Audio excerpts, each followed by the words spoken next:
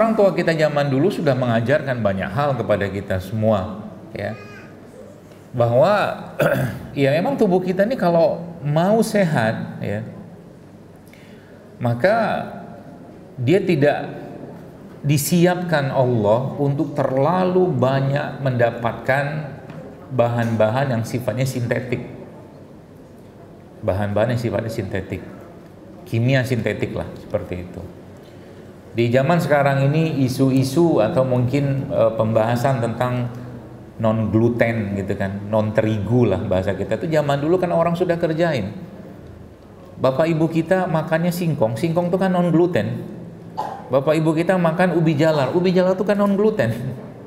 Bapak ibu kita makan katakanlah jagung, jagung itu non gluten. Jadi mereka sehat-sehat saja, baik-baik saja. Mereka pergi ke ladang, mereka pergi berjalan kaki, ya. Di saat sekarang orang luar biasa ketakutannya dengan berbagai macam produk-produk asli tadi, ya, produk yang sudah Allah ciptakan. Nah, makanya kita perlu belajar jamaah sekalian supaya paham sebenarnya bagaimana Allah menginginkan kita itu untuk bisa menjalankan peran kita di bumi ini. Satu contoh saja.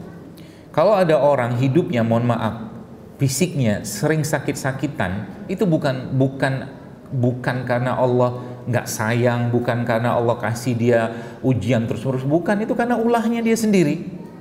Kenapa saya bisa mengatakan itu? Ya, pertama, kita bukan nabi, kita bukan rasul, apalagi tidak mungkin ujian kita tuh berat seberat mereka, tidak mungkin. Kita diciptakan Allah jamaah sekalian tidak lain tidak bukan untuk menjalankan dua peran kan. Peran pertama sebagai hambanya Allah atau Abdullah, dan peran yang kedua sebagai khalifah fil ardh. Dua peran ini mustahil bisa kita laksanakan kalau kita sakit-sakitan. Coba berpikir, mustahil. Tidak mungkin kita bisa sholat saja, ya, untuk berdiri, ya, untuk duduk atau sujud, ruku segala macam itu butuh tulang yang kuat.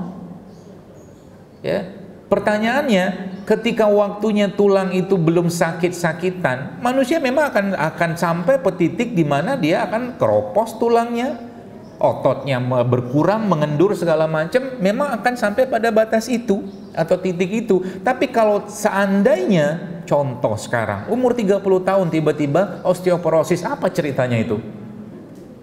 Sekarang terjadi kan? Umur 25 tahun kena stroke, apa ceritanya itu? Coba kita mikir gitu loh. Bahkan yang luar biasa, sadar nggak sadar, karena sini banyak ibu-ibu ya. Mungkin kalau Anda terbang ke zaman Anda, mohon maaf, menstruasi dulu pertama kali, nggak ada ceritanya menstruasi itu umur 3 atau kelas 3 SD. Nggak ada ceritanya. Kelas 3 SD, 4 SD, sekarang terjadi semua kan.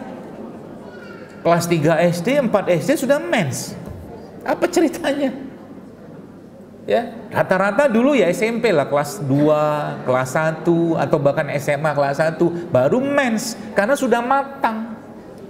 Waktunya matang, ya, sel itu ya sudah, ya, Allah berikan menstruasi tadi.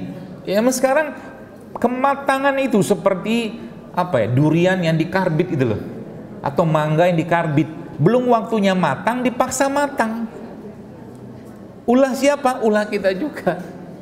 Bapak ibunya nggak ngajarin cara-cara hidup sehat.